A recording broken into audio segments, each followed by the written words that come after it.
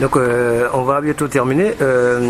Nous savons qu'on nous a un petit peu essaimé partout sur cette planète et que chaque mouvement, on peut dire panafricain, essaie de se battre par rapport au visage que la suprématie blanche ou la domination leur offre.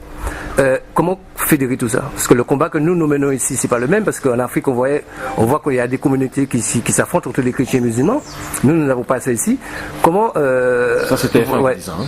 C'est TF1 qui dit ça, parce que il existe. Comment on peut faire fédérer nos luttes pour que vraiment qu'on soit une unité forte, comme qu'on essaie de promouvoir? En toute sincérité, l'histoire de chrétiens musulmans, et bien souvent, c'est comme les Hutus et les Tutsis. C'est instrumentalisé, divisé pour mieux régner. Moi, j'ai fait tous les pays d'Afrique francophone.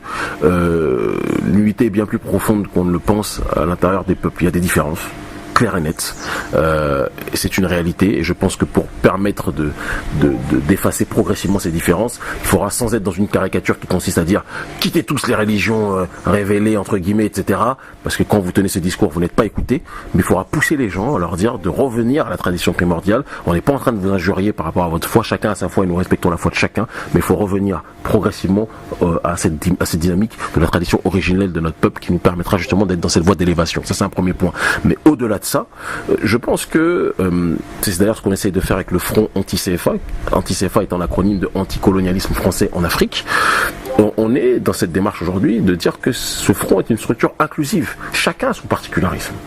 On a des représentants de ce front anti-CFA à Haïti, on a des représentants de ce front anti-CFA dans tous les pays d'Afrique francophone, on a des représentants du front anti-CFA dans tous les pays d'Occident, là où notre diaspora est installée, on a des représentants du front anti-CFA en Guadeloupe, en Guyane, bientôt je le souhaite aussi en Martinique.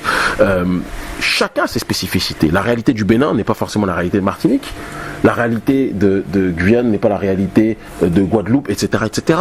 Mais malgré qu'il y ait des spécificités, nous sommes les différentes branches d'un même arbre. Et quand on dit qu'on a été essaimé et placé un peu partout, j'ai envie de dire que c'est un juste retour des choses. Parce qu'à la base, nous sommes le peuple qui a peuplé le globe en tant que tel. On a donné la civilisation. Quand les autres disent c'est le nouveau monde, c'est nouveau pour eux, parce que c'est les derniers nés de l'humanité. Mais nous étions là au commencement, et ce qui était nouveau pour eux était ancien pour nous. Et d'ailleurs, quand ils sont arrivés, ils ont trouvé des populations originelles, que certains appellent amérindiennes, que d'autres appellent des populations, d'ailleurs quand on regarde la tête des Olmecs en Amérique du Sud, comme le dit mon très cher aîné et grand frère et ami Rounuko Rachidi, les Olmecs, ils n'avaient pas des têtes de Suédois. C'est ça. Donc ça aussi, ça nous permet de comprendre que la population originelle était un peu partout. Ils nous ont dispatchés partout, il n'y a pas de problème, on va reprendre le pouvoir partout où nous sommes installés, et cela se fait par une volonté politique. C'est-à-dire qu'il faut qu'on arrête aussi d'être dans l'incantation qui consiste à dire ah c'est pas bien, ça va pas. Il faut aujourd'hui que on cesse les conférences pour dire qu'on a eu un glorieux passé. Moi j'ai plus le temps pour ça. Je le dis toujours, l'histoire de dire on a été des pharaons, on a fait ceci, etc. C'est mignon, c'est magnifique. Aujourd'hui, la problématique, c'est la justice sociale.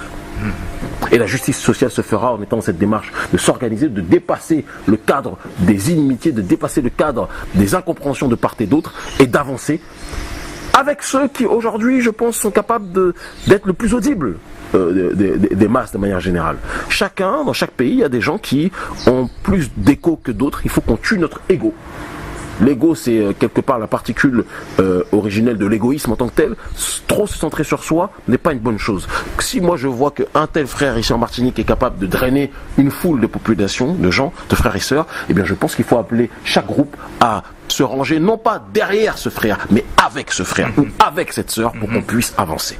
C'est ce qui s'est passé en Guadeloupe avec Elie Domota, qui est un frère ami aîné. Il y a eu des incompréhensions, aujourd'hui il y en a, mais je dis et je répète, il faut qu'on soit capable de s'asseoir avec ceux qui peuvent drainer du monde. C'est ce que nous faisons nous sur le terrain du continent africain ou en Occident, et je pense qu'on doit être dans cette dynamique collective de synergie, de simultanéité dans nos actions. Il n'y a que comme ça que l'impérialisme d'Occident va commencer à bégayer.